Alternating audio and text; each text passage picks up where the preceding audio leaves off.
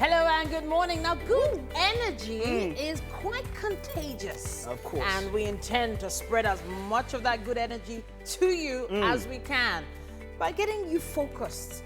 You know, where focus goes, good energy flows. So, hey. Yeah, definitely. Every morning is a wonderful time to let go of things that no longer serve you. I know it's hard. I know. But hey, come on. If it was easy, I mean, someone said life can be a pot of beans. If it was easy, man, everybody would have done it. But hey, come on, that's why you are special. Now, it's a new week, a new day. Time to seize the moment and make a difference. Please do not worry. One day, all those early mornings, all those late nights, everything's going to pay off. Till then, just hang in there. Welcome to another exciting edition of your #1 premium family breakfast show. This is Wake Up Nigeria. Now, 3 hours of absolute entertainment, information, and education with your friendly neighborhood. I feel like Spider-Man now. My name is Mike Messikeno. And I'm Titi Oyinson. Thank you so much for joining us. Wow, I can't believe it's Monday already. What are you expecting? That weekend. You wanted it to be Saturday? I honestly needed to stretch a little bit more, but hey, it is beautiful, and we have an interesting lineup for you as always. And I have a feeling you're going to love it. Now, we're streaming live if you have to leave the house. tvcentertainment.tv. That's our website. You can also connect with us on Facebook. TVC Connect. That's the handle. You can always send in those comments, contributions, birthday shout-outs, just anything you want to post online. Just make sure you use our hashtag #WakeUpNigeria on TVC. Our app is also available for you to download, iOS, Android, and you can also interact with us via that app anywhere you are around the world. Yes, sir. You can also subscribe to our YouTube channel. Now, this is worth it, especially if you have clicked that notifications button, because every single time we post a video, you will get notified that something brand new has come from Wake Up Nigeria. We're still creating the buzz, of course, around Wake Up Nigeria Extra. Friday is 2:30. Don't miss that. All right. We should actually talk about the interview we had last week. Oh man, I love. So I wasn't looking. Let me tell you straight up. I wasn't looking forward to the interview. I wasn't looking forward to it. But then when it finally at the end of the interview, I was so glad. So it's the same thing we always say. Some books is not always good to read to just make a decision based on the cover. You just might have to delve into, peruse. And you just might have a surprising experience. That was what it was for me on Wake Up Nigeria Extra last Friday. So we're going to start off with some positive words of motivation. Packing our clothes. Oh, yeah, go and pack your clothes now. Yeah, be good. In fact, packing with Nollywood has been, this weekend was an attack on Nollywood, man. Oh, okay. Oh, It was an yeah. attack. So I saw a number of actresses trending. In The fact, actors didn't trend exactly, much. the actresses. So it was back and forth on Nollywood, and it was one movie that I think really brought it up was Sugar Rush. Oh, okay. You know, Okay. so so the first thing goes like, so I see something. Someone's like, look, this is Netflix. It's not Iroko TV or Ibaka TV. Okay. There's too much of Nollywood movies here. And, okay, so the point is that a number of people are expecting some level of finesse when it comes to Nollywood movies on Netflix, and it seems like some people are not getting it. So Sugar Rush just came into the firing line because it just came on Netflix, and so Adiswa was she bore the brunt of the attack. So a number of people say, look, Adiswa, she's coming up, she doesn't have a wide range. A number of people feel like she's not a good actress, and then her fans came, and so it was a back and forth, and then from there, it now even went up to the part people started mentioning colorism. That's the reason why she would even get roles, and then that's where the other actresses started trending. Fuki Akindele, Mercy Johnson, hey, those ones, they're not fair and all of that. I've not seen the movie anyway. Yeah, So, I haven't. So I was on Netflix on the weekend, and as soon as the show I was watching ended, the ad for Sugar Rush came in. Okay. And it did feel like a complete switch. Like I left one world and entered another one. Okay. So the video quality and everything, stood out. But then what they were doing in that ad, I don't know whether they should use that ad or that particular ad. So I know people that like Nollywood movies and they trash that movie. I know people that are all out for Nollywood movies and they actually trash that movie. And so it comes to the point, I've had this issue with friends and all that. Okay, you have a friend and the friend does something. And then you are, okay, not outside or inside. If the person doesn't do that thing up to standard, where do you draw the line? Where do you tell the person, come on, you didn't do so well. You didn't try here. You didn't try. And then when do you go all out for the person? Yeah. It's always a very, very, there's a balance, there's like, because people take things differently. Yeah. In fact, somebody said that the reason why you don't have real friends is that the real friends you had, when they told you the truth, you chased them away. So there's a great likelihood of losing a friend who you tell the truth. Exactly. As it is. With the Sugar Rush film, I think, it had a lot of, you know how Nigeria is. Hype is what sells things. Yeah. You remember the hype behind Wedding Party 1, Wedding Party 2, Bling Lagosians. So a lot of times especially when the movie is big budget or star-studded, so you have a lot of stars in the film, maybe like 10 people, usually there's a lot of hype around it. So I think that's also what's happening. That's one factor. Then the second factor is a platform like Netflix. People get, it's just natural. You get insatiable. So you watch one series, is really good. You watch another one. By the time you're watching the third, fourth, fifth, diminishing returns. Same with films. So you watch a great film, everybody's talking about it, then you watch second, third, fourth. After a while, you go on Netflix, you're like, what can I watch? You can search for probably hours trying to look for something that is really good. I think that's what's happening with Netflix as well. Now they're trying to meet the demand of more Nigerian films. So you've taken all the good ones. Yeah. And now you have to... So it was actually crazy because an ad is supposed to make you want to click. Yeah. I did not feel like clicking. I didn't feel like clicking. No. So what was the clip? What was the clip you saw? It was just like, them gushing and, doing the whole gushing thing, and then they just started dancing, and they were like, they're going to post the picture of the money on social media, and I'm like, is that the ad you should put up here? Yeah. Okay, I think, Titi, you're taking the news, right? Yes, I am taking the news update. All right, okay. All right, and it begins like this. The secretary to the government of the Federation, Boss Mustafa, other government officials and Christian leaders on Sunday attended the interdenominational church prayer service against COVID-19 pandemic. The service is the culmination of 3 days of fasting and prayer organized by the Nigerian Interreligious Council. Meanwhile, the Presidential Task Force on COVID-19 had asked Christians and Muslims to pray as the number of COVID-19 cases continues to rise across the country. An Islamic prayer was held on Friday in Abuja, where special prayers were rendered against the deadly virus. The global number of coronavirus cases has gone past 11 million, with 531 deaths. Deaths recorded. Over 6 million persons have now recovered. But with the return of full business activities in most parts of the world, including Arab's two largest economies, the number of infections has spiked. In Saudi Arabia, COVID-19 cases are now past 200,000, with the UAE recording 50,000 infections. Spain's northwestern Galicia region has ordered the lockdown of 70,000 people amid fears of a fresh coronavirus outbreak following a larger one in the northeast. All residents of the town of La Marina, 140 kilometers east of La Coruna, will be unable to leave the vicinity, and gatherings of more than 10 people will be banned to limit the possibility of contagion. The move came a day after regional officials put 200,000 people back in confinement following a sharp rise in infections near the northeastern town of Lerida.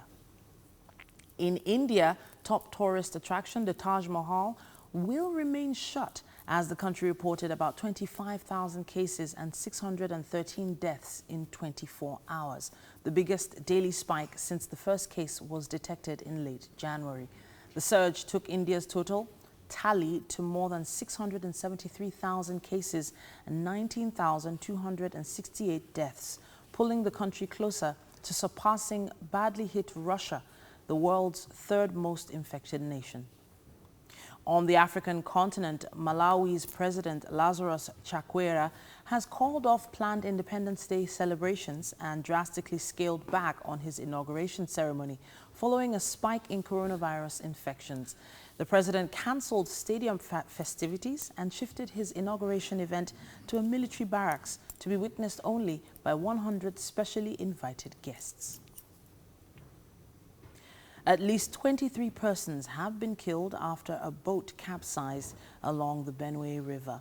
The boat was carrying Christian faithful to an annual convention.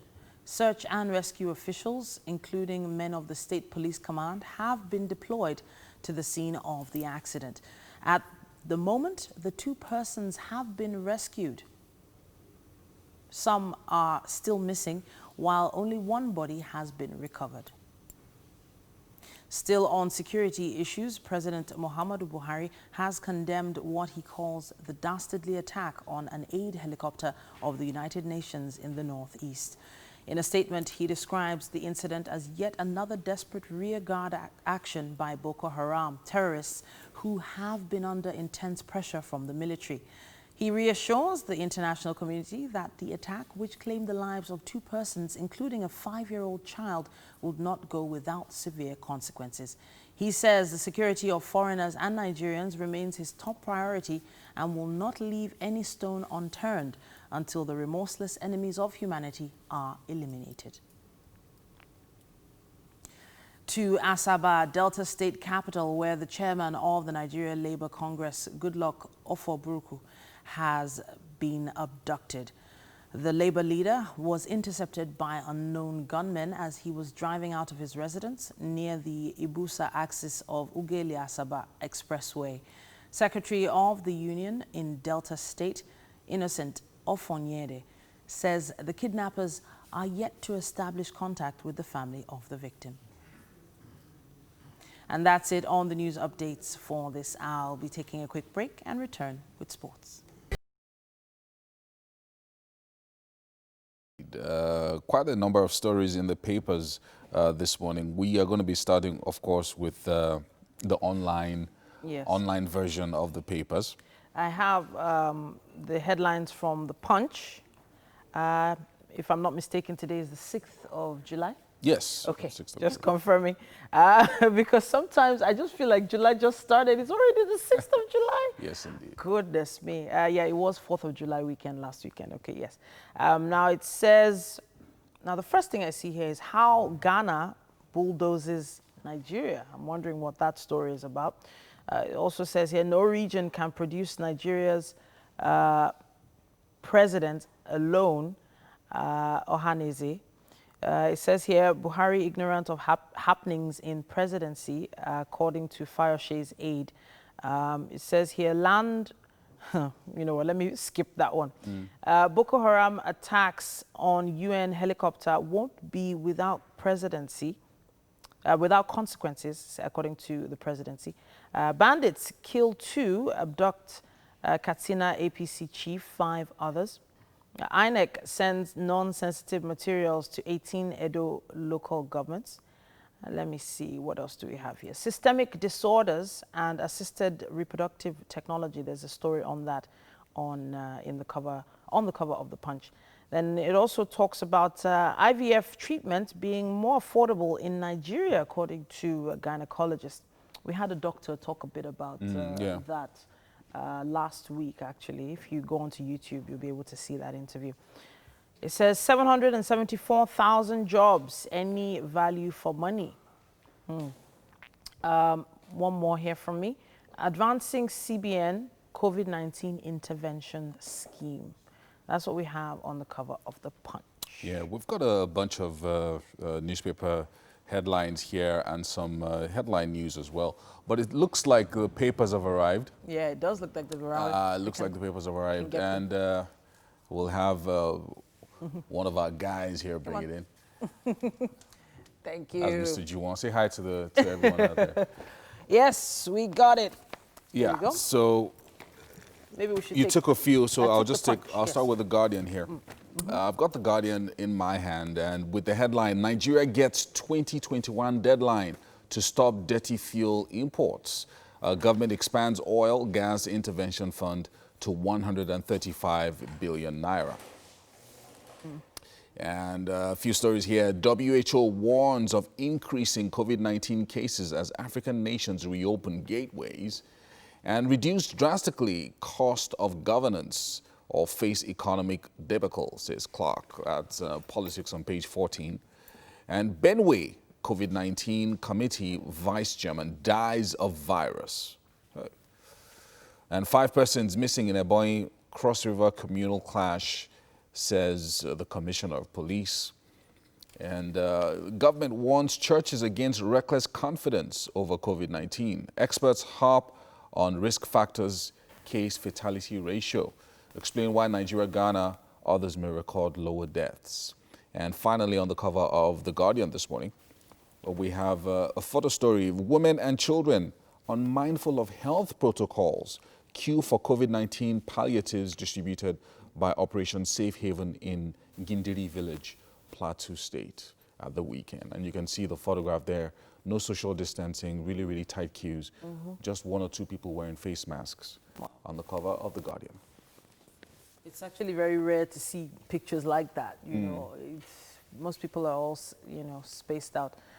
We have the cover of The Nation newspaper here with us now, and it says 2,430 virus patients decline to show up for treatment. Lagos, they fear stigmatization. You'll be arrested without face masks, it says here. PTF chair attends antivirus prayers. It also says Arik, Aero, Dana, others begin Lagos-Abuja flights Wednesday. Life back at airports. NCAA warns against breach of protocol. And at the top of the page here, government to avenge attack on UN workers. President condemns action. Ajimobi's Fidao or your government family disagree. Let me read from the global cases of coronavirus here. It says here 11,503,910 cases at this point, with 533,641 deaths.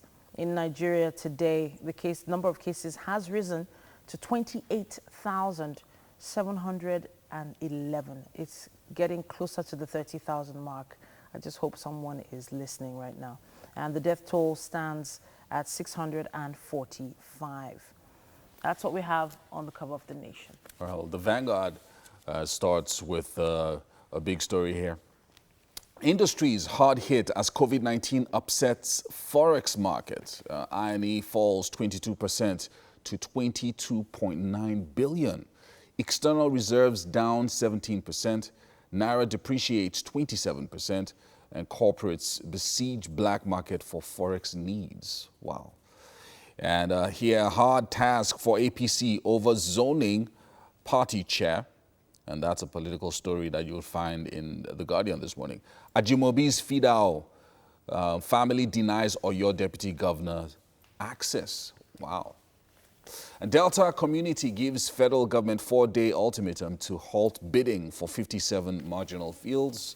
And Chike Obi named New Fidelity Bank chair as AB retires. Wow. And here, the Anglican Church tells federal government, treat rapists as criminals.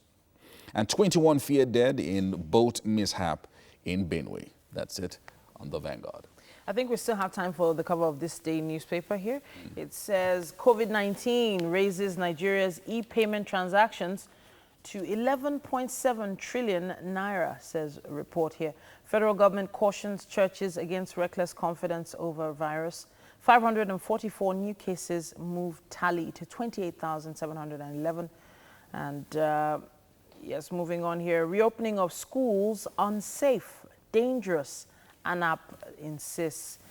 Ghanaian president self-quarantines after exposure to patient. And moving on here, APC governors Tinubu to meet to plot Izeyamu's victory. PDP carpets ruling party over Hushpuppi. That's what we have on the cover of this day newspaper. Yeah, should we squeeze in the punch?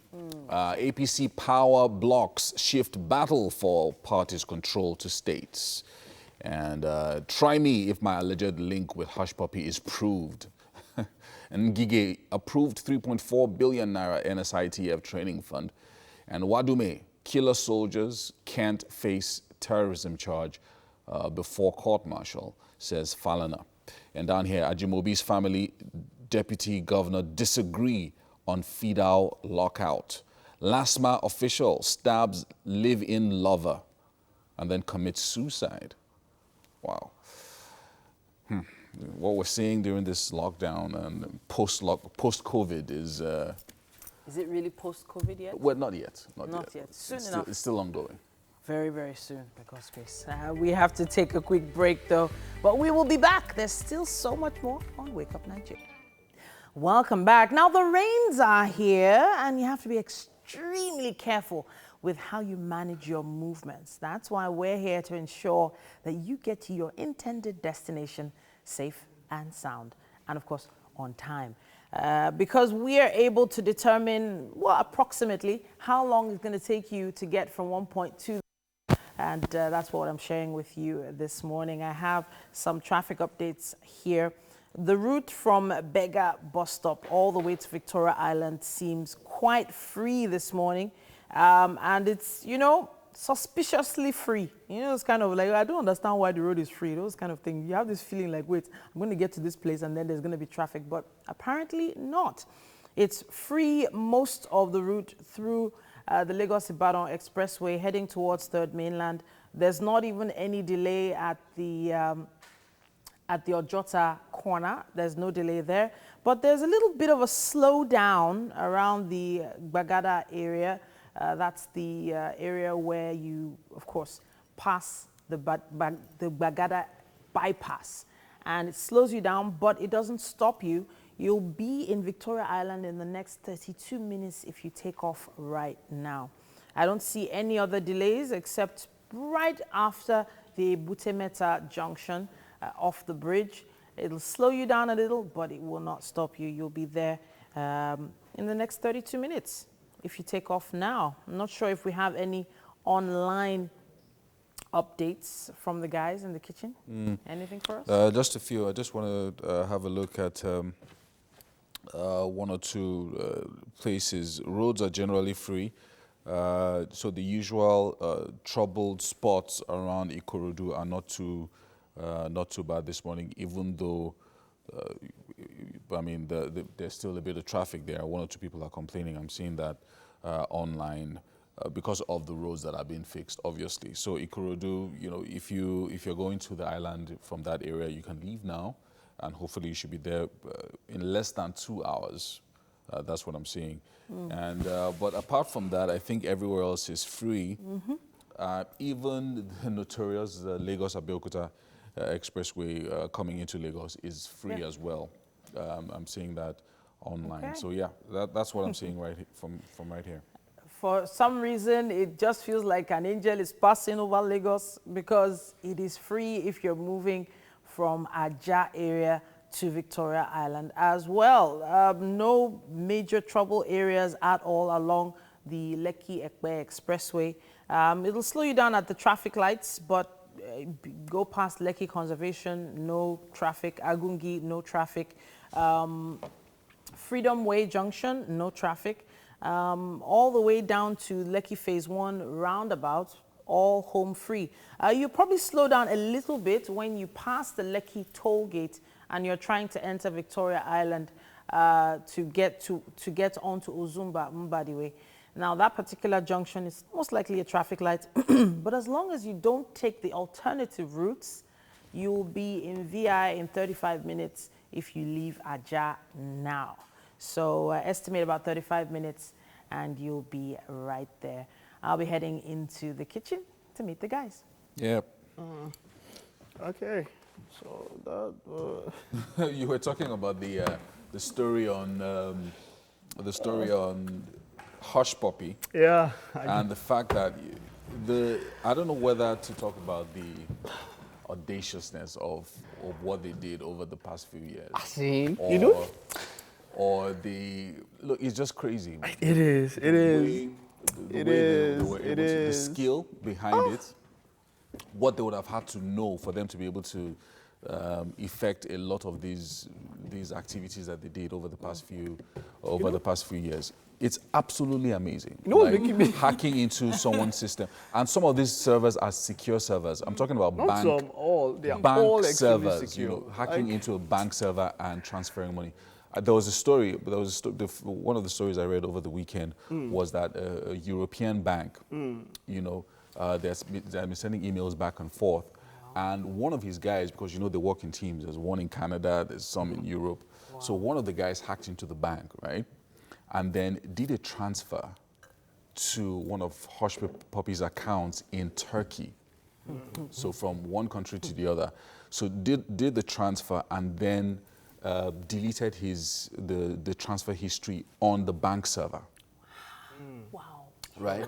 So that even when you arrive as maybe the account officer or the account manager, you just notice that money is missing, but you won't know. You will check your history and you won't be able to see where the transfer went. And they're only saving grace, because this was about, I think, $1.4 million.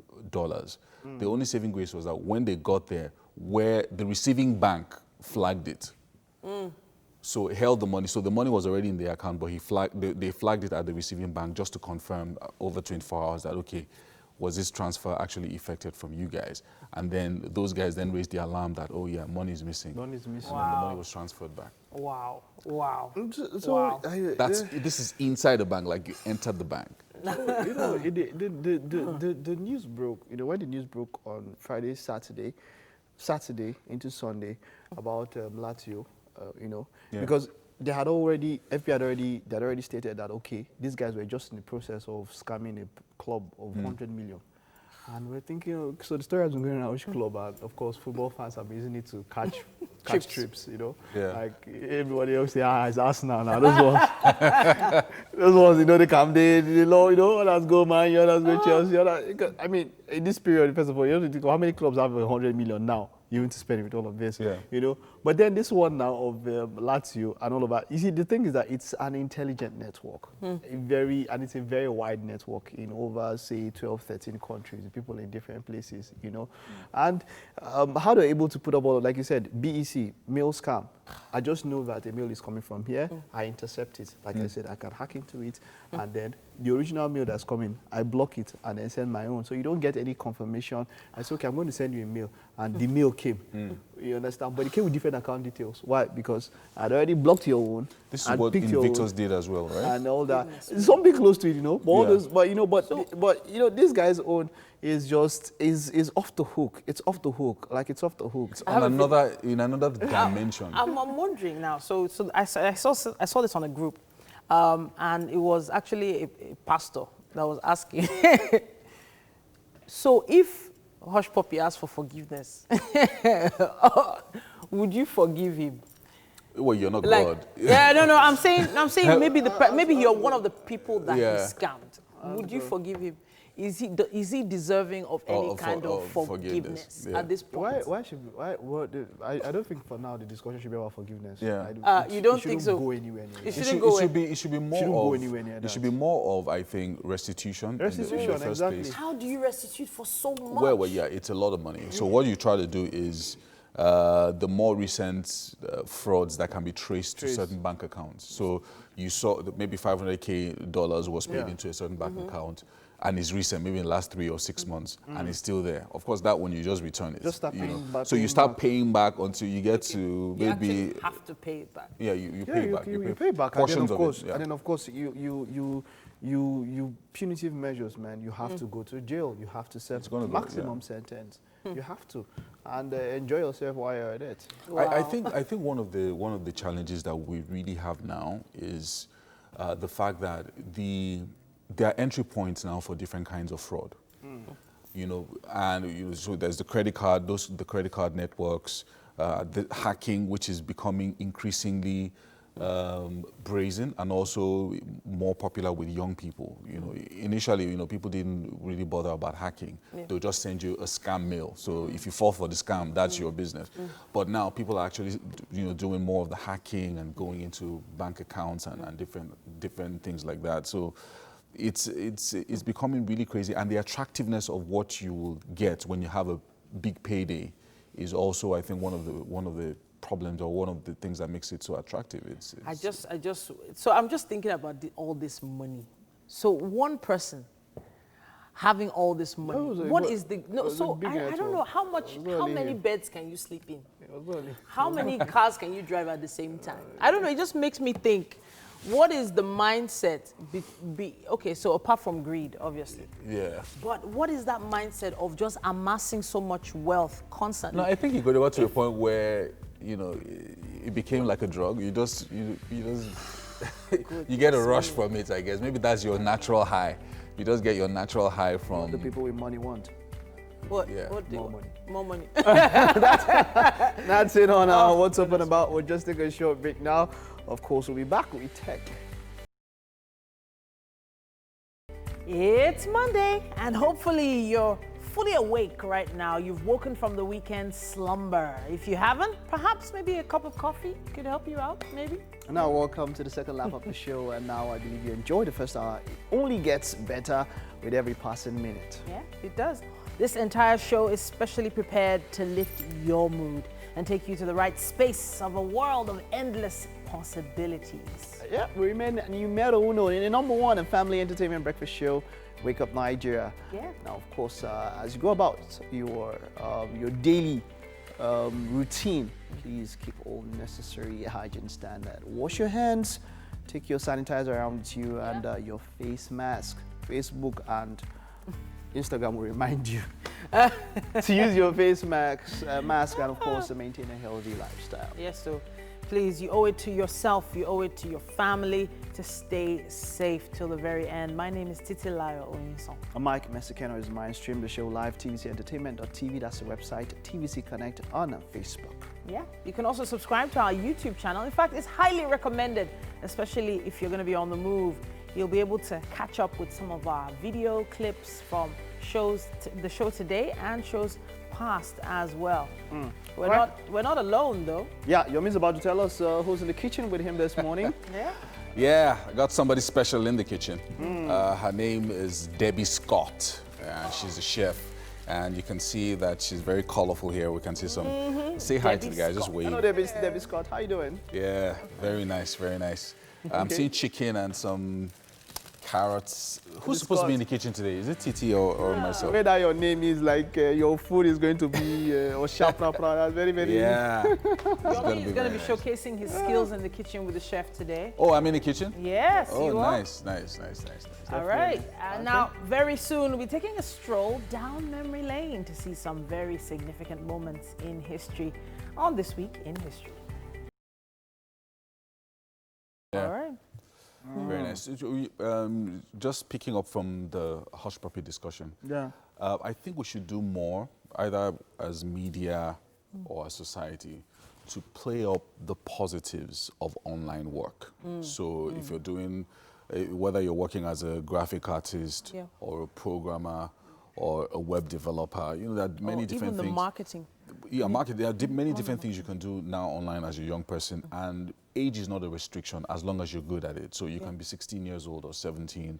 So I think maybe we should do maybe something like a series at some point. I know we've had an expert on the show talk about this, but something that, you know, plays up more of the positives of some of the things that you can do online and actually earn foreign currency. Yeah, I mean, obviously you're not going to be earning $1 million for of course for doing a logo for someone. Online work is a lot of hard work. Yeah, people don't the real jobs we're talking about now. But honestly speaking, I think that's a really good idea, and we should work on that. Yeah, let's head to the news now. Of course, Ibrahim has finally made it here. Ibrahim, good morning. How you doing, man? I'm so good, Mike. I'm so good, Titi and Yomi. How are you guys doing this morning? We're good. It's good to see you.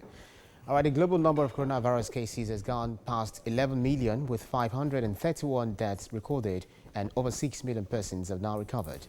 But with the return to full business activities in most parts of the world, including Arab's two largest economies, the number of infections has spiked. In Saudi Arabia, COVID-19 cases are now past 200,000, with the UAE recording 50,000 infections. Spain's northwestern Galicia region has ordered the lockdown of 70,000 people amid fears of a fresh coronavirus outbreak following a larger one in the northeast. All residents of the town of the La Marina, 140 kilometers east of La Coruna, will be unable to leave the vicinity, and gatherings of more than 10 people will be banned to limit the possibility of contagion. The move came a day after regional officials put 200,000 people back in confinement following a sharp rise in infections near the northeastern town of Morita. In India, top tourist attraction, the Taj Mahal, will remain shut as the country reported about 25,000 cases and 613 deaths in 24 hours. The biggest daily spike since the first case was detected in late January. The surge took India's total tally to more than 673,000 cases and 19,268 deaths, pulling the country closer to surpassing badly hit Russia, the world's third most infected nation. On the African continent, Malawi's President Lazarus Sequeira has called off planned Independence Day celebrations and drastically scaled back on his inauguration ceremony following a spike in coronavirus infections. The president cancelled stadium festivities and shifted his inauguration event to a military barracks to be witnessed by only 100 specially invited guests. The secretary to the government of the Federation, Boss Mustafa, all the government officials and Christian leaders on Sunday attended the interdenominational church prayer service against the COVID-19 pandemic. The service is the culmination of 3 days of fasting and prayer organized by the Nigerian Interreligious Council. Meanwhile, the Presidential Task Force on COVID-19 had asked Christians and Muslims to pray as the number of COVID-19 cases continue to rise across the country. An Islamic prayer was held on Friday in Abuja, where special prayers were rendered against the deadly virus. At least 23 persons have been killed after a boat capsized along the Benue River. The boat was carrying Christian faithful to an annual convention. Search and rescue officials, including men of the State Police Command, have been deployed to the scene of the incident. At the moment, 2 persons have been rescued. Some are still missing, while only 1 body has been recovered. President Muhammad Buhari has condemned what he calls the dastardly attack on an aid helicopter of the United Nations in the Northeast. In a statement, he describes the incident as yet another desperate rearguard action by Boko Haram terrorists who have been under intense pressure from the military. He reassures the international community that the attack, which claimed the lives of 2 persons, including a 5-year-old child, would not go without severe consequences. It says the security of foreigners and Nigerians remain his top priority and will not leave any stone unturned until the remorseless enemies of humanity are eliminated. And now to Asaba, Delta State capital, where the chairman of the Nigerian Labour Congress, Goodluck Ofoboroko, has been abducted. The Labour leader was intercepted by unknown gunmen as he was driving out of his residence near the Ibusa axis of Ogeli-Asaba Expressway. Secretary of the Union in Delta State, Innocent Ofonyade, says the kidnappers are yet to establish contact with the family of the victim. And that's the news update for this hour. Welcome back. This is a second look at the newspaper headlines this Monday, July the 6th. Now I have the Nation newspaper starting us off here. It says here, 2,430 virus patients decline to show up for treatment. Lagos say they fear stigmatization. You'll be arrested without face masks, it says. PTF chair attends antivirus prayers. Meanwhile, Arik, Aero, Dana, others begin Lagos-Abuja flights Wednesday. Life back at airports. NCAA warns against breach of protocol. In the photo story there, you can see the wife of the Ekiti State Governor and wife of former Governor of Zamfara, as well as quite a few others at the Ajimobi residence, Uluyole, in Ibadan yesterday. NMPC reshuffles senior managers.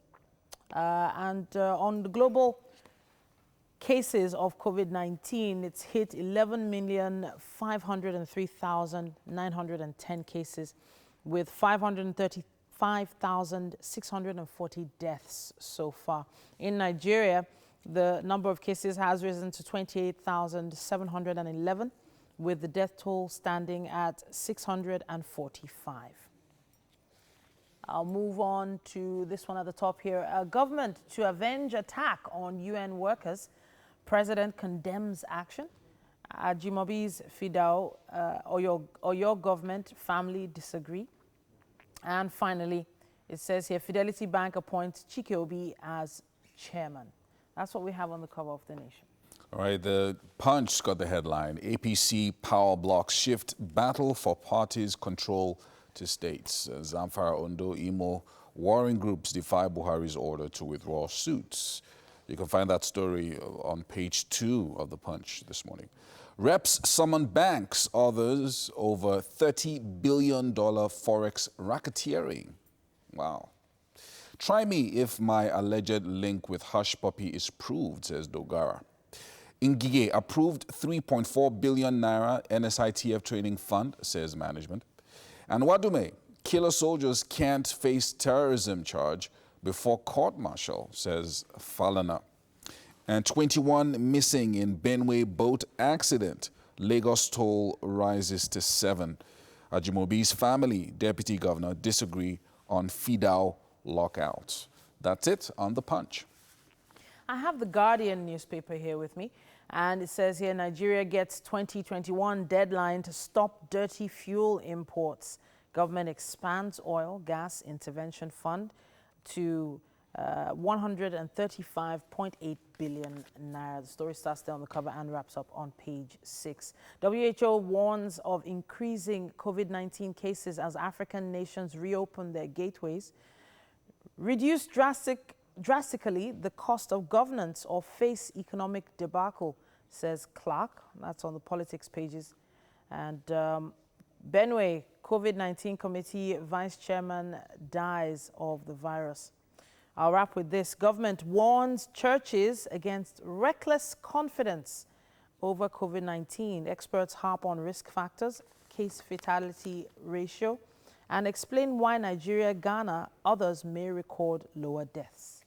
That's what we have on the cover of The Guardian.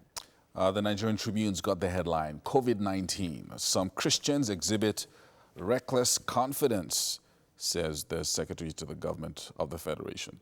Madagascar reimposes lockdown amid surge in cases. And Ondo lawmakers may begin deputy governor's impeachment this week. CBN's adjustment of Naira rates will cause inflation, says NECA. And Oyo deputy governor denied access to Ajimobi's 8th-day prayer. Family apologizes, says we didn't know he was coming. Wow. And widow to observe Islamic 130 days of mourning, says cleric. And wives of governors, ex-governors present. And that's it on the Tribune. I have This Day newspaper with me right now. COVID-19 raises Nigeria's e-payment transactions to 11.7 trillion naira, says report. Federal government cautions churches against reckless confidence over virus. We've heard that term now, reckless confidence. Heard that 3 times this morning. 544 new cases moved tally to 28,711 cases, with 11,655 discharged, with 645 dead. Ghanaian president self-quarantines after exposure to patient. APC governors Tinubu to meet to plot Izeyamu's victory. PDP carpet ruling party over Hushpuppi. And anxiety over fate of Ondo deputy governor as assembly reconvenes today. That's what we have on the cover of This Day newspaper. I've got the Vanguard here as well. Industry is hit hard as COVID-19 upsets forex market. INE falls 22% to $22.9 billion, and a few other riders there for those who understand business terminology. A hard task for APC over zoning party chair, and that's a political story that you find on page 5. Treat rapists as criminals, Anglican Church tells federal government. Ajimobi's FIDAO, family denies Oyo deputy governor access.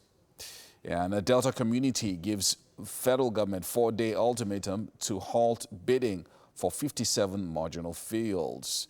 And Chikeobi named new Fidelity Bank chair as AB retires. And finally, on the cover of the Vanguard, 21 feared dead in boat mishap in Benue. That's it on the Vanguard. All right, so I'm not sure if we have time for the Daily Sun. We can squeeze that in, I think. All right, so it says here, federal government talks tough on flight resumption. I'm actually quite worried about that myself. Well, they have to resume the flights at some point. I know, but it's nerve-wracking. Non-compliant airports, airlines won't fly, vows NCAA. It also says here, Edo Guba, why I'm against Obaseki's choice as PDP candidate, Afegbua there. And Oyo Deputy Governor, Commissioners, ex-Governor Ladoja's wife barred from Ajimobi's Fidao prayer. 21 feared dead in Benue boat mishap. Lagos death toll rises to 7. And it says here, Fidelity Bank appoints Chike Obi chairman, and church leaders exhibiting, once again, reckless confidence against COVID-19, according to federal government. Now, that's a term we're going to be seeing a lot of. Yeah, reckless confidence. That's what we have on the cover of the Daily Sun. Yeah, on that note, I mean, as we wrap up the newspaper headlines, let's remind everybody out there, keep safe. Please. As you go to work, you know, use your face masks. Social distancing, very important. Welcome to the kitchen. I'm all dressed up and ready for work this morning. I've got Chef Debbie joining me this morning. How you doing, Chef? I'm fine. All right. So talk to us first before we go into, you know, all the details about the food. Talk to us about what you do, your work. Okay. I sell foods in bowls. Okay, so food in bowls, you package, like you pre-package them and send them out to people who order. Then I do lunch packs. Lunch packs and stuff. Okay, so how do I find you on Instagram? On at Mercy Fresh Food. Mercy Fresh Food. Yeah. Mercy Fresh Foods at Instagram. All right, so what are we going to be doing this morning? I'm seeing a nice spread of different things. I'm seeing sweet potatoes, some veggies on the corner there, and a few other things. So what are we making? We're making chicken stir fry with sweet potato. Chicken stir fry with sweet potatoes. So obviously chicken stir fry, there's the chicken over there. Yeah. And what's this? That's a corn flour. Corn flour. And we've got a bunch of spices here. This is... There's yellow pepper. Yellow pepper. This is yellow pepper? Yes. Okay, what's this yellow thing there? This is seasoning cube. Seasoning cube, okay, then garlic. Yeah. There's a black pepper. Black pepper, eggs, salt. Salt, yeah. And this over here is... This is a dark soy sauce. Dark soy sauce. And... This chili sauce mixed with ketchup. Chili sauce mixed with ketchup, but I'm seeing some oil at the top. Yes, I added a little of minced pepper. Oh, okay, mixed pepper. Oil, that's vegetable oil. Yeah. What's that? This is celery. Celery, spring onions, regular onions, yes. Bell peppers. Yes, and carrots. Carrots. With my sweet potato. Then, of course, your sweet potatoes. So, very nice. So this is chicken stir fry. With sweet potato. Sweet potatoes. Yeah. Okay, so what do we start with this morning? Okay, what we start with is we have to dice the potato, then you boil. Dice the potatoes and then yes. boil. Okay, so where do you need help? Do you want to go ahead and start that process? Okay, let me start with the process. So typically, how long does this meal take? Go ahead. It will take us, let me say, 20 minutes. Okay, 20 minutes 20 in to total. 30 minutes. Yeah, 20. That's after you've prepared all your ingredients and things. So yeah, so we're making chicken stir fry with sweet potatoes this morning. Yeah. And all the ingredients will be on your screen in a moment while we get ready to dice the sweet potatoes. So your dicing of the sweet potatoes, is it, so it doesn't have to be in any particular shape? No, it doesn't have to be. Okay. Because everything is going to be together. Yeah. Can I get a rubber? Okay, so let me get you a bowl for that. Yeah. Let's see.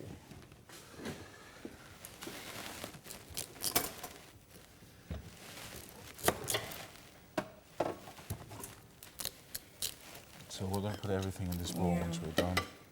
So are you going to need any more help? So there should be some water in there. Yeah, ready. I'll just get water there. Okay. So once we're done with the sweet potatoes, what's the next thing? Once we're done with the sweet potato, we keep that aside, then we start with the stir fry. Okay, so we'll start doing the stir fry. Yeah. Is it the vegetable stir fry or the chicken stir fry? Or the both? No, okay.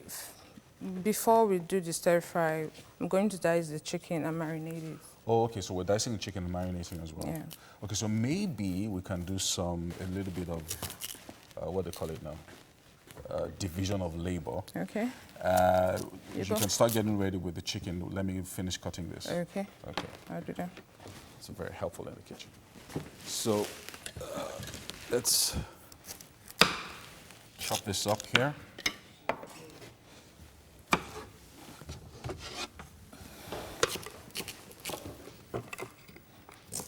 So if there are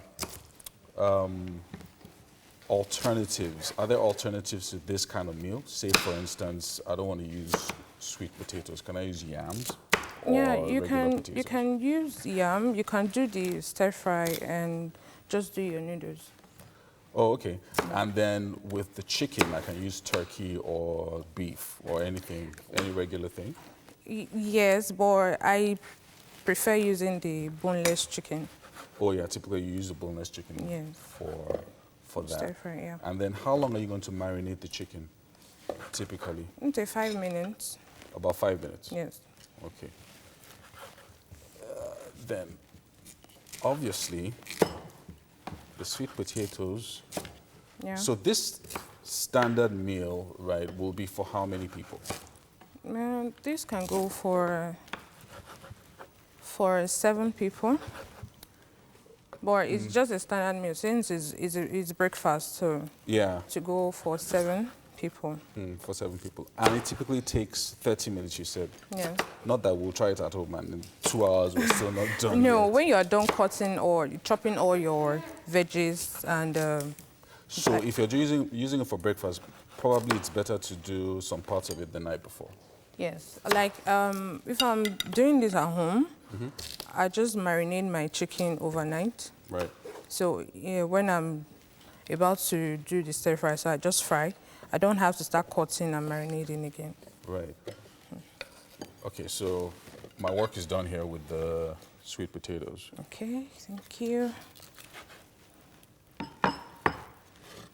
So I think from here we're going to need some water. Yeah. Hang on, let me get a bit of water for... So where does this go? The water? Here in there. first. Okay. Here first. I have to wash.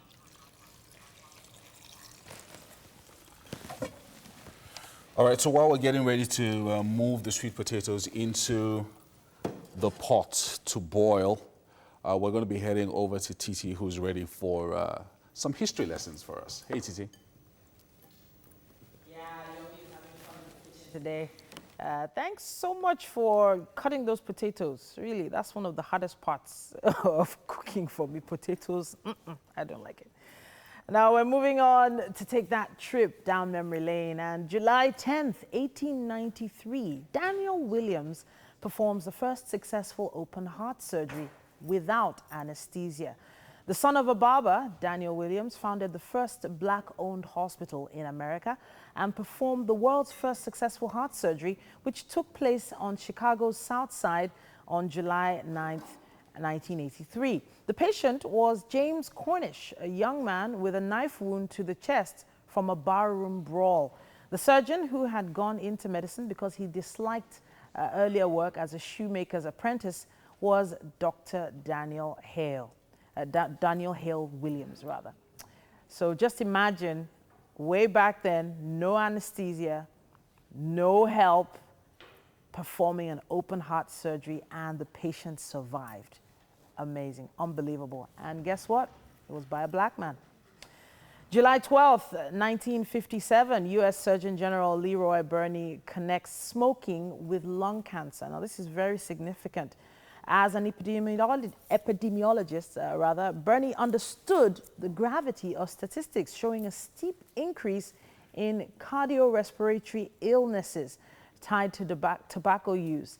By 1955, deaths from lung cancer had vaulted to nearly 27,000 from less than 3,000 in 1930. The rise so steep, particularly among heavy smokers, that it could not be statistically associated with any other factor than the hundreds of carcinogens in cigarette guitars. Now, those were some of the old ads there for cigarette makers from way back. Still on July 9th in 1956 in this time, American actor and filmmaker Tom Hanks was born. Now, he's known for his comedic and dramatic roles in such films as Splash, Big, Turner and Hooch, and A League of Their Own, Sleepless in Seattle, Apollo 13, You've Got Mail, The Green Mile, Castaway, Road to Perdition, Captain Felix, Saving Mr. Banks, and Sully.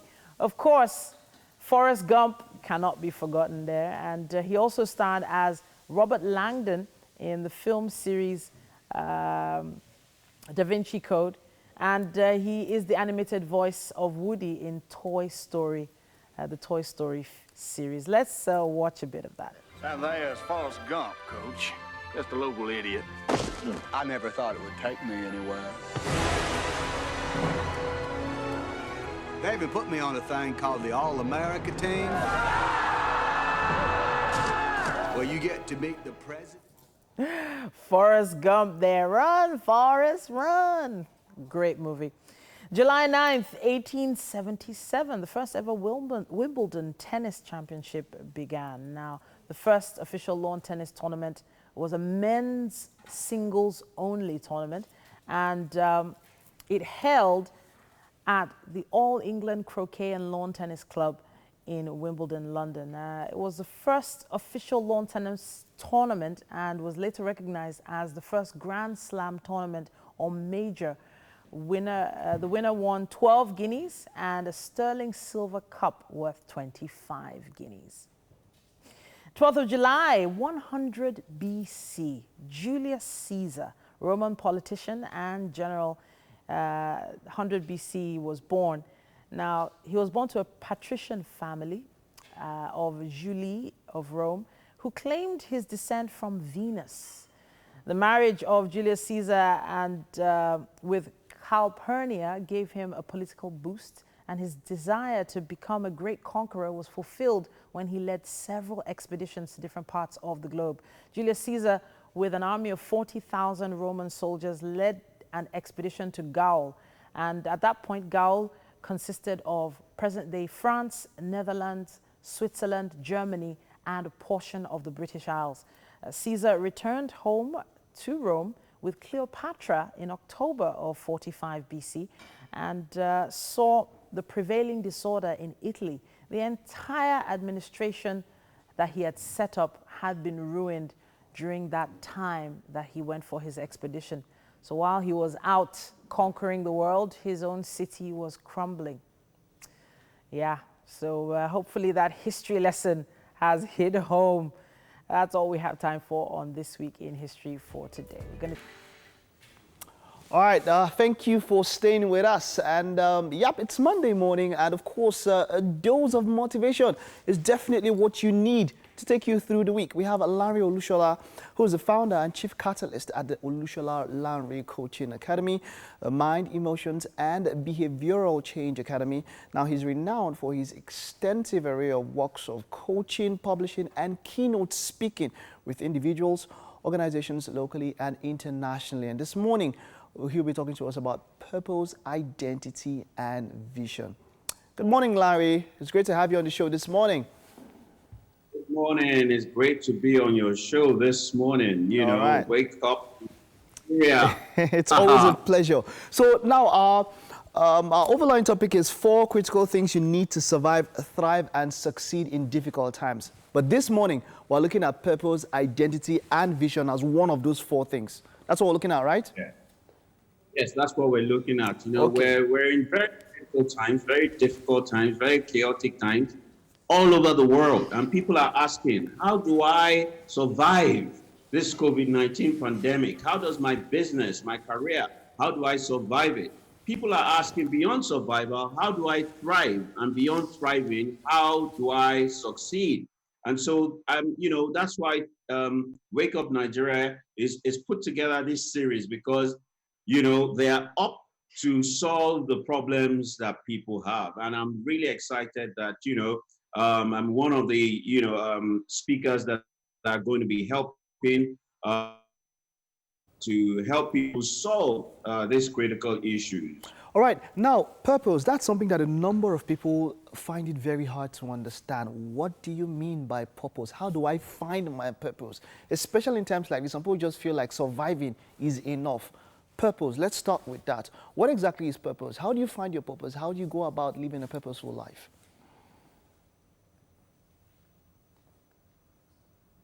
I'll just tell my own story. I studied civil engineering, for 5 years. I graduated in 1990. I worked for a satellite telecommunications firm for about 2 years. And then, I went on to follow my passion. I was into fashion, so I opened a clothing store. And, I continued doing my engineering, renovating, doing interiors and building. And I went on to build other complementary businesses. So by the time, it was 15 years down the line that I started, right, I'd set up 14 complementary services and businesses. And so one morning I was praying and I heard, God tell me, shut down all your businesses. It's time for you to begin to fulfill your purpose. And, because I've always had a relationship with God, I sought more clarification. What is my purpose? And it says to me, I need you to go and transform lives by transforming minds. Now, it is important for us to recognize that everything that exists has a purpose. Every single thing that exists has a purpose. And everything that exists was manufactured by something or by someone. So, for example, a lot of people say that there was a Big Bang concept. Oh, yeah, there was a Big Bang that created everything that we see now. Imagine a Big Bang creating this device. Or imagine a Big Bang creating a Mercedes G-Wagon. Imagine a Big Bang creating a house. Imagine a Big Bang creating, people. Do you know how complex, your essence is, your biology is, your psychology is? No Big Bang created you. You were created specifically by God. And if you want to know the reason why you exist, because everybody exists for a reason, you've got to go back to your manufacturer and find out the reason why you exist. So if I want to utilize this device to the optimum, I will go back to the manufacturer through the manual and find out what this device is for. But if I use this device to fry dodo, akara, and eggs, what will happen? I will destroy it.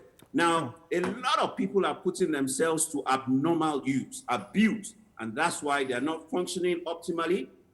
They're not happy. They're not satisfied. They do not feel fulfilled.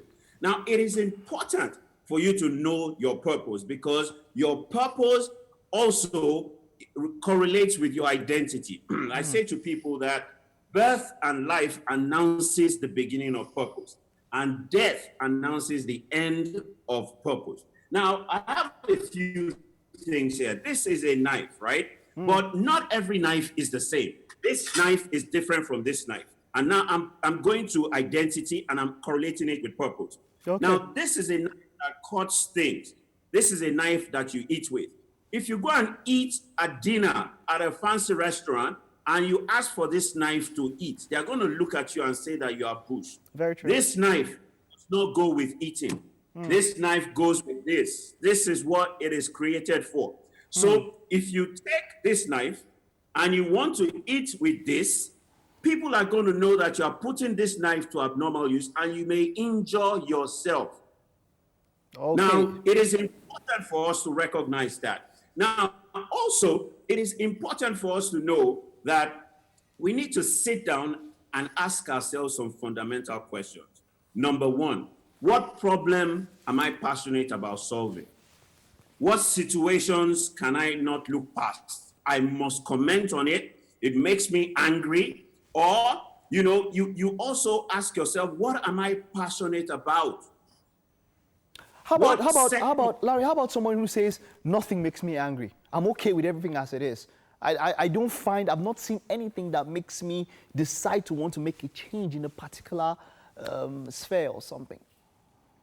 All right, so then you now ask yourself this question.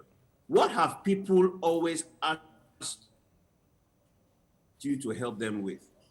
What is it that when you are doing it, right, time goes and you may not eat? What is it that, you are an expert at doing, but it seems like it's not important? Okay, so right? What you're saying now is that if you by yourself cannot define your identity, people around you can also help you define your identity.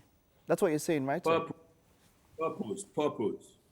Okay. What you are is your purpose. Who you are is your identity. Okay. So the identity of this thing is knife. It is the name and the label that was given to it. Now, what is this? I cannot say who is this, right? I will say what is this. Now, what is this is that this knife is created to cut. That's the function. That's the purpose. However, the label that we gave it is knife, right? That's why when God created, when God created every bird, every fish, every animal, he took them to Adam to identify and give it a name. Now, everything on earth, right, that exists on earth has a name, has an identity. It is your differentiation factor. Your identity is your differentiator. It is your identification. Your uniqueness. You know, God has the concept of personal branding. It is your personal brand, and it correlates with your purpose. You cannot brand yourself outside of your purpose. Now, when a lot of people do personal branding, they do not consider the function for which they exist. They do not consider the essence for their existence. They do not consider the purpose that they exist for, the problem that they are here to solve. I want to announce to everybody that in this COVID time, it is time for you to sit down, reflect, and begin to interrogate yourself and have a conversation with your manufacturer and ask, who am I? What am I? Also important is who you are not and what you are not.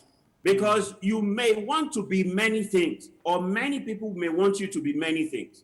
You may want to do many things, and many people may want you to do many things, but you cannot do everything.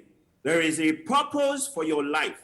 And, the next topic that we're going to be talking about is environment. And there's a place where your purpose, an environment where your purpose will flourish. That will be for next week. Okay, all right. However, So, sir, we just have very, very little time, but let's touch on vision before we run out of time. Purpose, identity, and vision. Let's touch on vision. All right, so once you have discovered your purpose, you have given it an identity, then you have to see it. A vision is tantamount to sight. Vision is about seeing with your physical eyes and seeing with your psychological eyes and seeing with the eyes of your spirit. A vision is about sight. And there can be good sight and there can be bad sight. Now, without vision, people destroy things. They destroy their lives. They destroy other people's lives. They destroy things. You can have good sight. You can have bad sight. Now, there are certain sight diseases, right? There's glaucoma, there's cataract, there's, blindness. Now, it is important for you to see clearly where you are going. Because there is a journey for every purpose. If you do not know the pathway to deliver and where the end is, the vision gives you the end. It gives you the pathway, and under the vision are goals that you set. So vision gives you foresight. Vision gives you your current sight. And in between your current sight and your foresight of your desired end is your pathway. And vision gives you insight. It helps you understand and know what you're supposed to be doing and what you're not supposed to be doing. Vision correlates with your purpose and your identity. Vision gives you clarity. It gives you direction. It gives you movement. It gives you ownership. It gives you responsibility. It gives you meaning, momentum, and personal power. Thank you. Wow. This nuggets out so much. It's a wonder how we can push this into 12-15 minutes, but we will continue on this series. Thank you so much for what we've been able to learn today. Purpose, identity, and vision. We'll kick off from this next week. Thank you very much, Larry.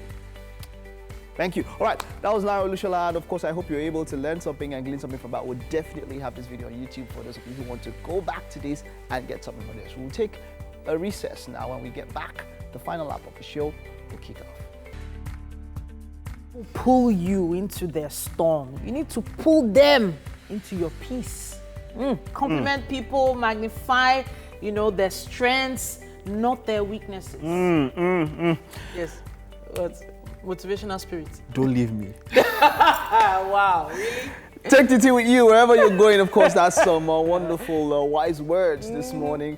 And of course, it is said also that our greatest glory is not in never failing, but in rising up every time we fall. Yes, it's never in falling, all right? Yeah. Now, amazing things ahead. I'm sure you don't want to miss any of it. Welcome. It's the final lap of the show. I am Mike. And I'm Titi so make sure you stream the show live on tvcentertainment.tv. That's our website. And of course, Facebook.com/TVC Connect. Of course, TVC Entertainment on YouTube is the handle that you can get our videos, our segments, the full show, and of course, some different segments. Motivation and all the rest, you get them on YouTube. Yes, so.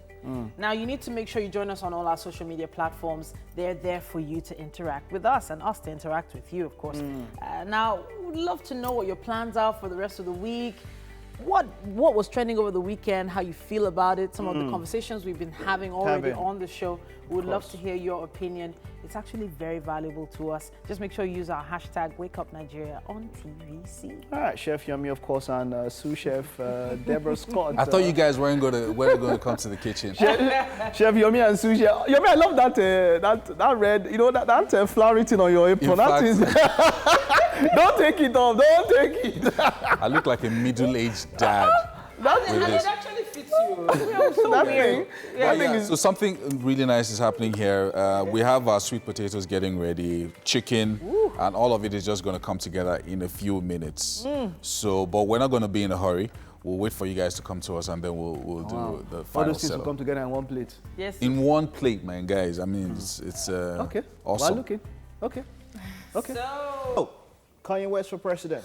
2020. Oh my goodness. 2020. Kanye for president. 2020. 2020 this year. Yeah. I mean, it's once in a while, it's when you understand how a narcissist functions. Oh right? my God. It's when there's no attention on you for a while, what happens is then you drop a bombshell. Trump does that a lot as well. He does. Just drop a bombshell, you start trending immediately. Like he trended throughout yesterday, so that's what he wants. I think it's just attention. I'm telling you. And then the other celebs, I love what they did. Because they don't give him attention. They started, what's her name now? Tiffany Haddish came up with our own Tiffany Haddish for President, Dave Chappelle as my running mate. So for Paris Hilton to even get in on the joke, that's when you know that when your own is too, you're good. You're taking it too far. So there's Paris for president also. Are you okay? The funny thing, Paris Hilton actually has the financial support to even start the campaign. When you think about it, the Hilton family. When you say Paris is popular for doing nothing, what do you know Paris for? But Kanye West is a billionaire now. His wife is socialite. Yeah, if he joins his money with his wife, he's a billionaire. If he doesn't, he's not. He's on his own. He's not really. And then does she really want to spend her money on the campaign? 600 million. So he congratulated his wife last week for reaching the status. She sold some part of her company and all that. Okay. So there's some. So she hit $1 billion. When you look at assets and all that, not just in cash, but when you look at assets and all that put together and all of that. A lot of them, they like that. They're creating an empire. It was Kylie who hit the who million Forbes mark had to first. drop first. They dropped her. They dropped her and said, no, when you're around 900. You're around 900. That they cook the books in some areas. So you're around 900. Cook the books. Yeah. I just heard that there was a miscalculation. Which one is cook the books? No, they cook the books. It was intentional. Read the story. Read the story in Vanity Fair. It's a long story. Yeah. Okay. Well, I think I'm biased because I'm intentional. a big fan of the Kylie. So maybe that's why. Yeah. But eventually, it's possible for her to climb up to that billion mark. Eventually. Yeah. But Ibrahim is looking like a billionaire about to take the news, man. Ibrahim. Mike, I'm thinking whether you should run for president too. I'll be behind you. It depends. President of what? You can be president of your street, you can be president of your association, which, you know. You decide now, it's your job, it's your presidency, so you can just decide. So Kanye West can run for president, can me maybe president of, you know, of musicians or something. Pima president or something, you don't know. So, yeah. It is well. The global number of coronavirus cases has gone past 11 million, with 531 deaths recorded, and over 6 million persons have now recovered. But with the return to full business activities in most parts of the world, including Arab's two largest economies, the number of infections has spiked. In Saudi Arabia, COVID-19 cases are now past 200,000, with the UAE recording 50,000 infections. Spain's northwestern Galicia region has ordered the lockdown of 70,000 people amid fears of a fresh coronavirus outbreak, following a larger one in the northeast. All residents of the town of the La Marina, 140 kilometers east of La Coruna, will be unable to leave the vicinity, and gatherings of more than 10 people will be banned to limit the possibility of contagion. The move came a day after regional officials put 200,000 people back in confinement following a sharp rise in infections near the northeastern town of Merida. In India, top tourist attraction, the Taj Mahal, will remain shut as the country reported about 25,000 cases and 613 deaths in 24 hours, the biggest daily spike since the first case was detected in late January.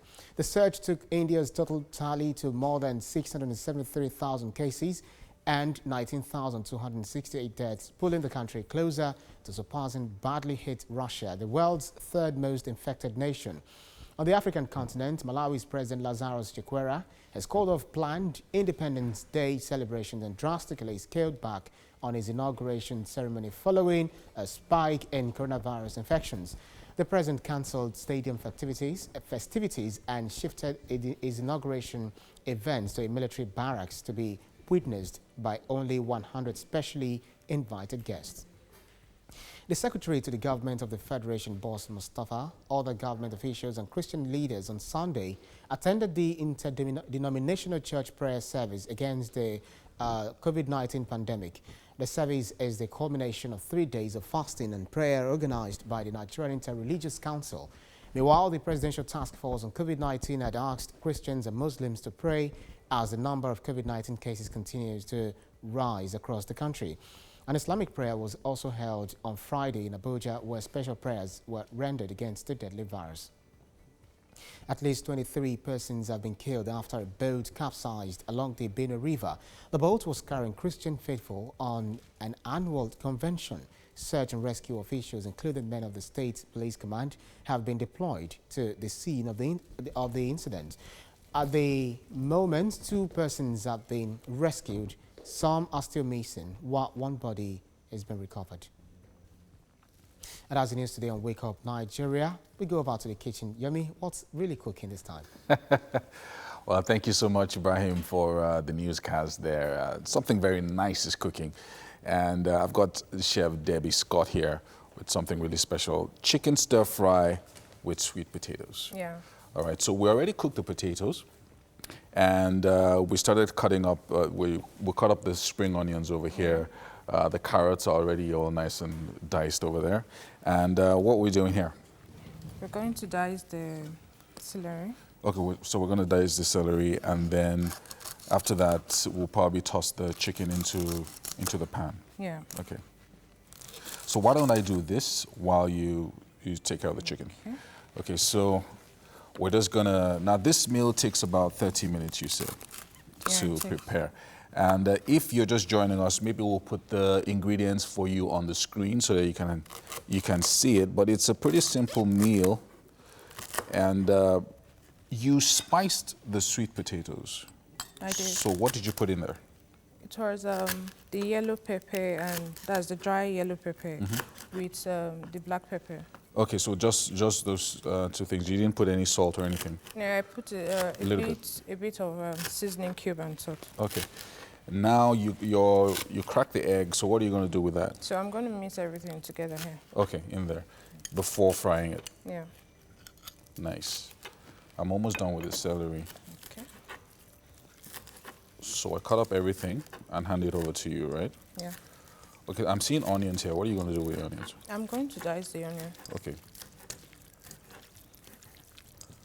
So all done with the celery.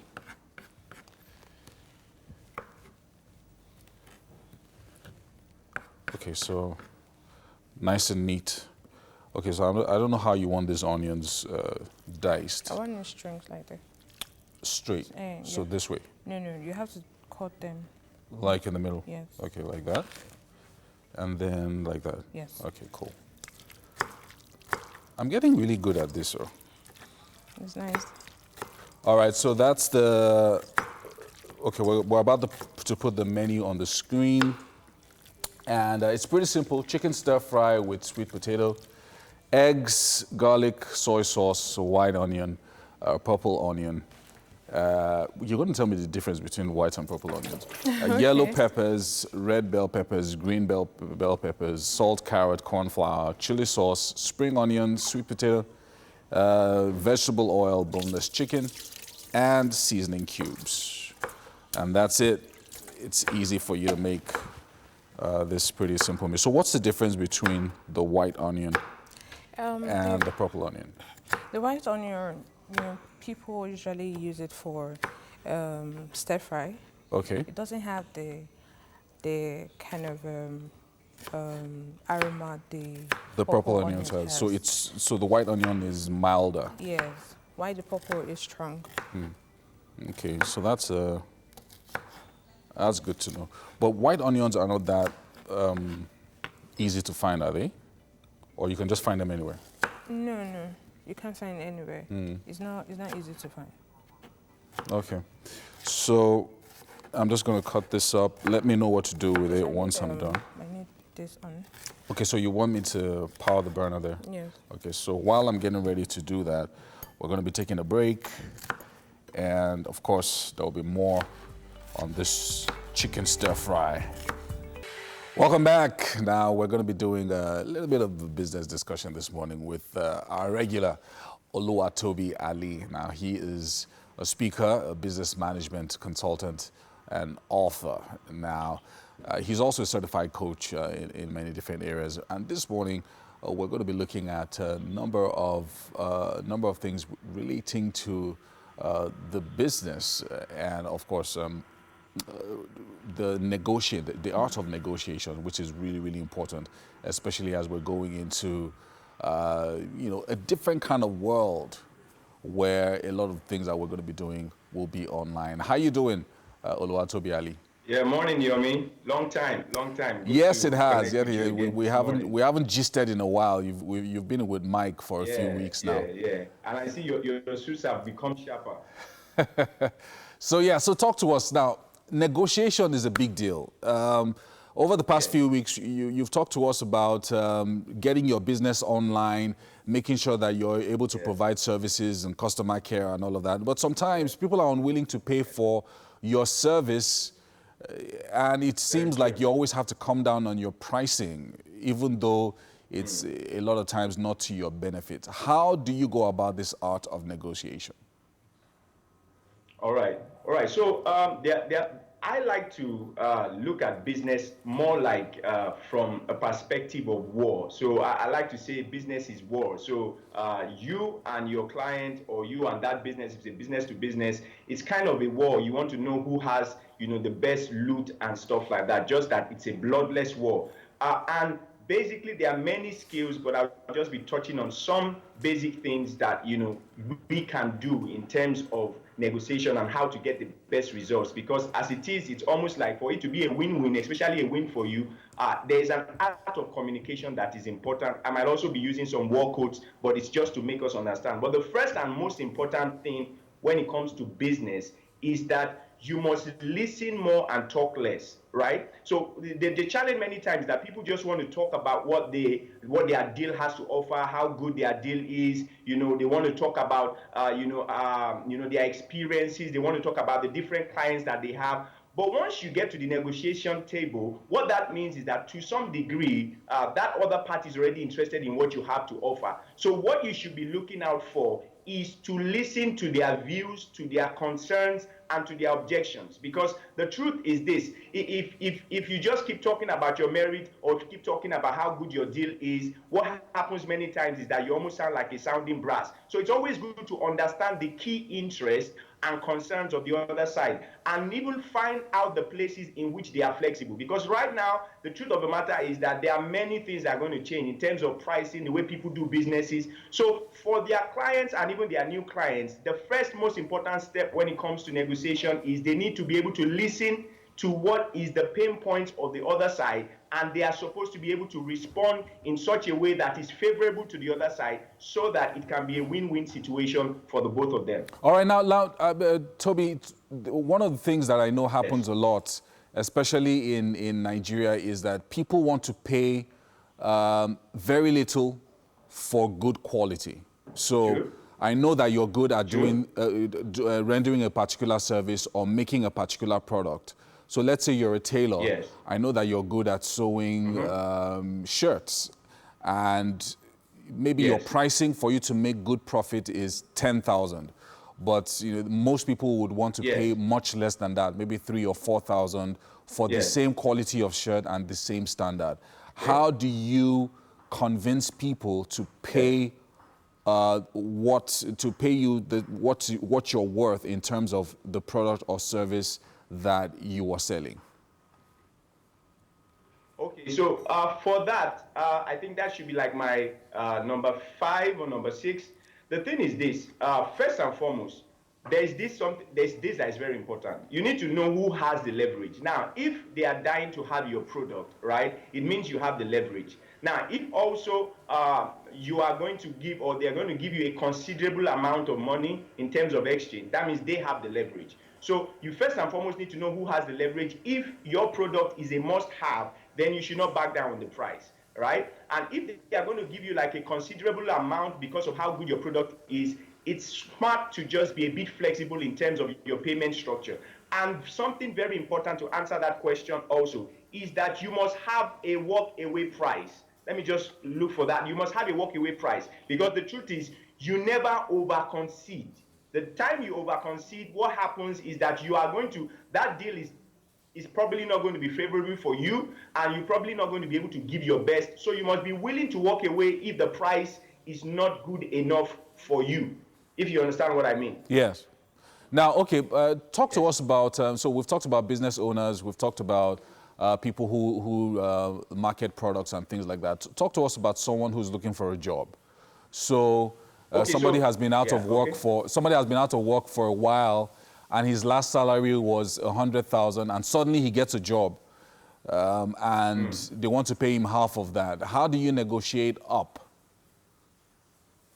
All right, so it's also, in fact, all these principles work, whether it's a job or whether it's a business. So, but the first thing that person has to do is the person should not over-concede, right? Because businesses sometimes are always just looking for cheap labor. The person must amplify value. The person must amplify value, and the person must amplify value in terms of finances. So this is the truth. Businesses, investors, smart people, what they want to understand is how is your input, how is it increasing their profit? How is it increasing their productivity? So if that person is able to, magnify his or her value in such a way that it proves to that superior or to that boss that with what he or she is doing, they are able to increase their income, then to negotiate the salary for it to be, upgraded will be much easier. Now, there's one of the things that usually happens, especially in this part of the world, where a particular business is doing very well, and then lots of people then enter into the business, and then you now have lots of competitors in the same business, which will then force down prices. Yes. What happens where you know that there are like 10 other people that are waiting to take up this piece of business who will probably do it for less? Do you then reduce your prices so that you can undercut the competition? No. All right. So this is what I'll use. Let me use a quote from Sun Tzu to give us like an understanding of what that means. He says that if you know yourself and you know your enemy, you need not worry about the outcome of 1,000 battles. Let me say that again. If you know yourself, you know your enemy, you need not worry about the outcome of 1,000 battles. So what I like to say to people is you need to be fully armed. So basically, know your competition thoroughly, but also know the people you are dealing with and their prices. And now what you do is make sure that what you have in terms of your competitive edge, in terms of the quality of your product, make sure it's much higher, and in a way communicate to that client or to that business how superior your product is without bringing down the other ones, and explain to them, like I said before, in terms of pricing. So for instance, if yours is more expensive, but if yours lasts longer, that's if you have a consumable product or let's say electronics or something, explain to them how, because yours lasts longer, is why it's more expensive, and in the long term it's actually cheaper to get that than to just buy something that is cheap. Also explain to them if you have some extra add-ons that the others don't have, and how those add-ons actually are beneficial to that other company. The truth is this, this might sound funny, no one is actually convenient, or no one is okay with the price the first time. So many times, no matter how even cheap it is, sometimes just look at it, people still want to argue price. So it's important for you to know how valuable your product or your service is, know what your competition is offering, and expand on your value, and relate to them in financial terms how well your value is to them, and why they should choose your business or service instead of that of those of your competition. So I like that. I think as we round off, there's something that typically happens with organizations where the organization has a budget, right, for something that they want to purchase or something that they want to do, but they don't tell the vendor, right? And sometimes they're trying to also undercut you by negotiating you down. How do you get a feel of the organization in relation to their budget so that you can negotiate up? All right, so the smart thing, still the same point, know your enemy, but in this time, they are not your enemy, they are more like the people you want to do stuff with. It's research, right? Research on the company, find out how much is the budget. Let's say if you are a training firm, for instance, find out how much they spent the last year on budget so you can have an understanding. If you are also smart enough, find out the people you'll be dealing with, and if you can, find a way to find out where they hang out. Become friends with someone in the company, right? It's almost like you want to date a lady or you want to date a guy, right? You need to find out where they hang out, find out things about them. The truth is this, lazy business people at the end of the day get ripped off. So if you do the diligent work of research to find out what that company is about, how much they even have their own kind of financial muscle, the people who are involved, chances are that you will get a better deal from that company. Because what people just do many times, especially for people who are religious, they just want to pray and say it's the grace of God. The grace of God is enough. Even for those who are Christians, the Bible even says watch and pray, right? So you need to watch, you need to find out, you need to do research, find out what you are dealing with so you don't undercut yourself or even overprice yourself, so that you can always have the best of that deal. All right, thank you so much, Oluwatobi Ali, for those nuggets, those business nuggets for small business owners and even job seekers out there that you can take with you. Go out and negotiate this week and get that money in. Thank you so much for joining us again this Monday. Always. And we'll see you next Monday as well. Anyway, from here on, we're going to the kitchen where our chicken stir fry and sweet potato is taking shape. Hey, guys. Yes, indeed it is. The chicken stir fry is being stir fried as we speak. She's adding in the sweet potatoes now, and that is a one-pot pottage kind of deal going on here. For those that are just tuning in, there were some very, very colorful ingredients all spread out here, and now they've entered the pot. Smells really great, and it looks really colorful there. It's making me very, very hungry. Okay, so I wasn't here when you began the marinating of the chicken. What were the spices that you added to the chicken again? I used soy sauce. Okay. That's a dark soy sauce. Then I used 1 cube of garlic. Okay. Then I used dry black pepper, dry yellow pepper, and seasoning cube. Beautiful, beautiful. But they have to be careful with the seasoning cube because the soy sauce already have salt in it. All right. Yeah. Of course, soy sauce is very high. It has a very high salt content. Some people use light soy just because of that. Yeah. But the real soy sauce flavor, you know, you can't beat it. You can't beat it. So definitely, you wouldn't be adding salt to this at all. No. Once you've got both of those in there. So I'm loving how it's turning out and the fact that it doesn't look fried and oily, you know. It's like the juices of the chicken are doing their work. And well, hopefully you can't hear my own stomach rumble at this point because you're making me very, very hungry, I have to say. There's still some flour and this is coriander, right? No, this is celery. Celery standing by to be added to the meal. But we have to take a quick break now and be back with more. Wake Up Nigeria continues. Welcome back. Yeah. Now it's about time for us to have a conversation with our guest for today, talking about Nigerian actress and television host Linda Adesua Osifo. Now, she was the first runner-up of Miss Nigeria Entertainment Canada in 2011 and second runner-up Miss Africanada 2011 as well. And she became a Nollywood talent to be reckoned with when she was nominated for the Eloy Award for her role in hit TV series Desperate Housewives Africa, an adaptation of the ABC Studio franchise. And she's since featured in quite a few other She's super active on Instagram. You know, there's always something going on. So how you doing, Linda? Good to see you this morning. Thank you. I'm doing very well. And both of you? Good. So let us know what the last 90 days have been like for you during the lockdown and the gradual easing of the lockdown. Well, we're thankful. That's the number one thing. It's been a very interesting and a very different experience that I've never felt, and of course no one in the world has ever felt this, unless maybe 1918 you were there. It's been a whole different world. It's been sensitive. It's been very sensitive, and things have changed.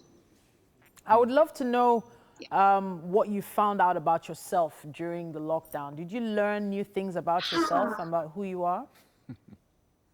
Okay, I'm gonna say this. During this lockdown, I was able to focus on myself, mental health. I was able to relax. I was able to achieve a lot of goals that I wrote down, especially for this year.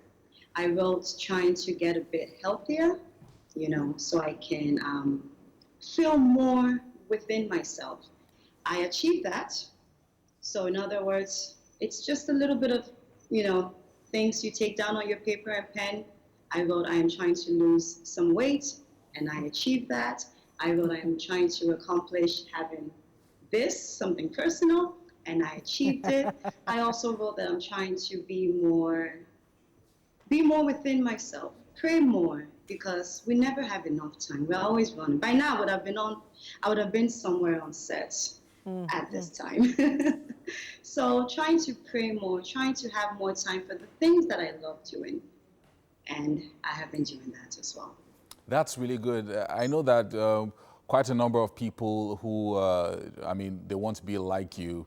You're still pretty young, and a number of young girls out there are looking at you on social media and some of the things that you've achieved, and they're saying, I want to be like her. So during this period where it's been very reflective for you, what would be your advice to young girls out there?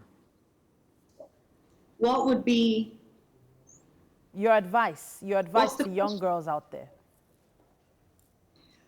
My advice to young girls out there, especially during this period now, is you need to take time for yourself and know yourself. When you come to know yourself, you come to love every part about you, from the inside, then reaching out to the outside. And the reason I'm giving that advice is because you end up not doing anything and everything that comes your way. You take life quite easy. You're not really in a rush.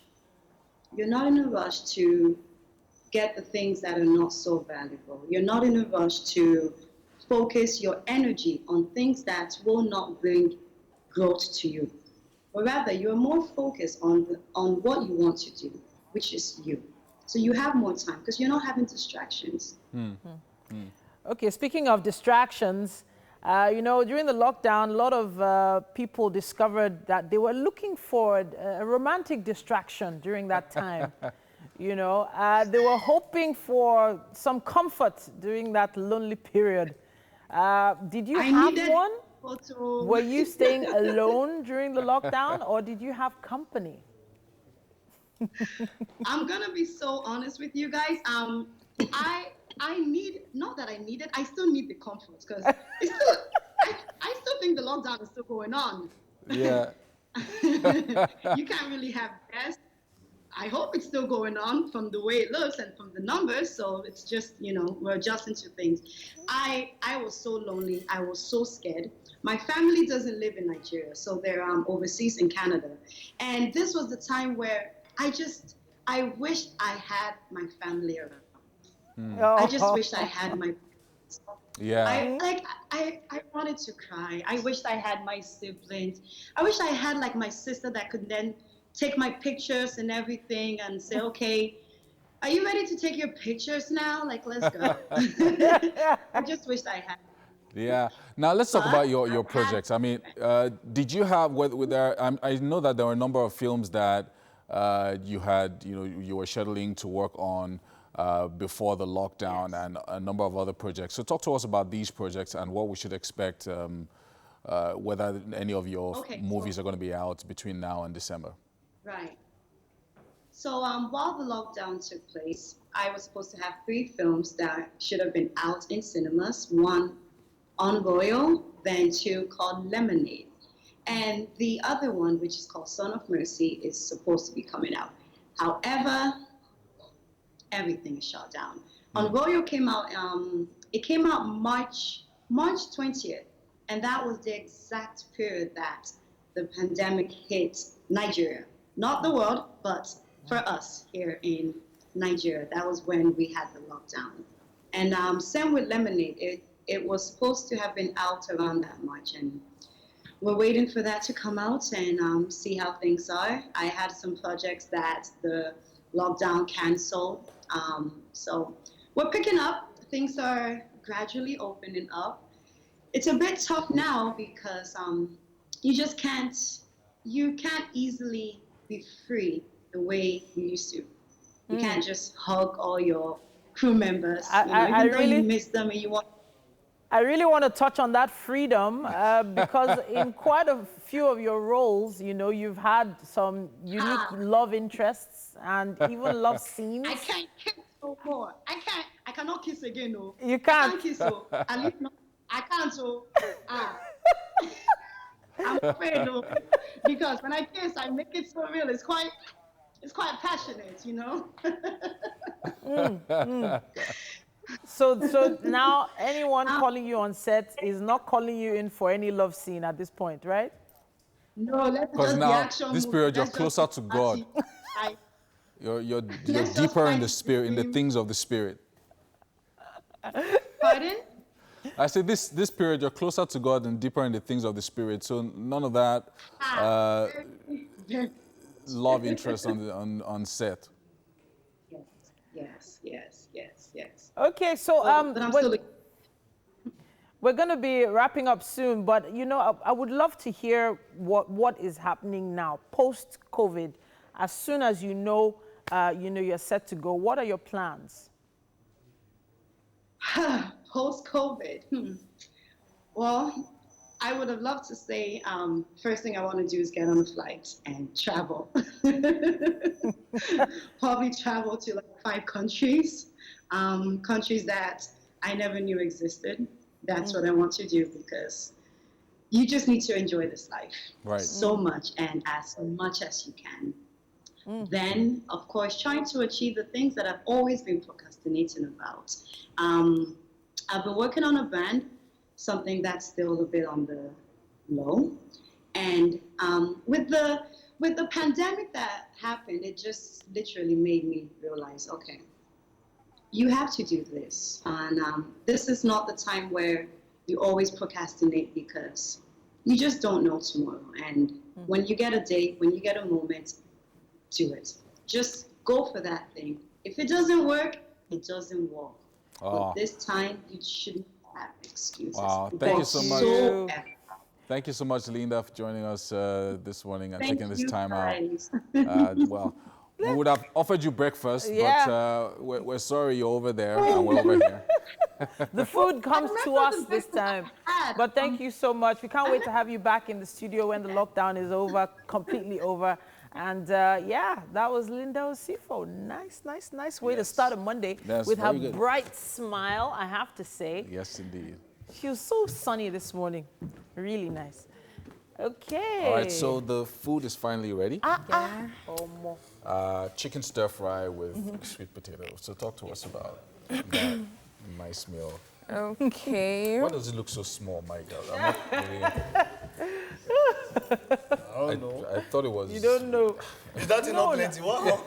Has that in it? No, I love this is portion control. Okay, portion control. Wow. This one got portion control. Look at that. Look at it. Look at it. That's portion control. That thing has like 6 potatoes inside. 5 chicken.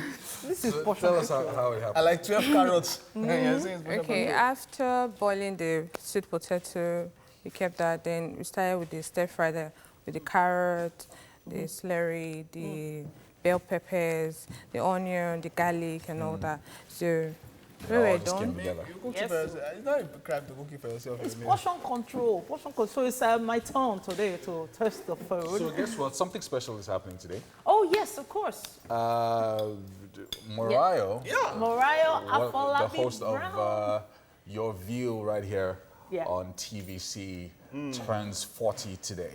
So happy birthday, Morayo! So I wish Morayo a happy birthday. How many people are surprised that she's 40 today? I don't know what I told me that 40. I thought you'd be like 45 or 50 or something. But happy birthday, Mo. Your story yesterday was just like a crowd of crying. Yeah, I mean, Mo has been, putting up some emotional posts recently. I think in the past month or so, started with Father's Day and all of that. So happy birthday to you. God's blessings. Happy birthday. And many more happy returns. Yes, indeed. I'm not seeing any cakes yet. 40 and fabulous. Yeah, I actually thought a cake would arrive. What, this early? We're the ones that are supposed to. You especially should be delivering her a cake on your own. I'm sure she's going to get like 100 cakes today. But happy birthday to you. Birthday, Mo. And we'll celebrate with you right here on Wake Up Nigeria. Your View is coming up at 9 a.m. But we're going to be back here at 6 a.m. tomorrow, bright and early. All right. Have a great day, everyone.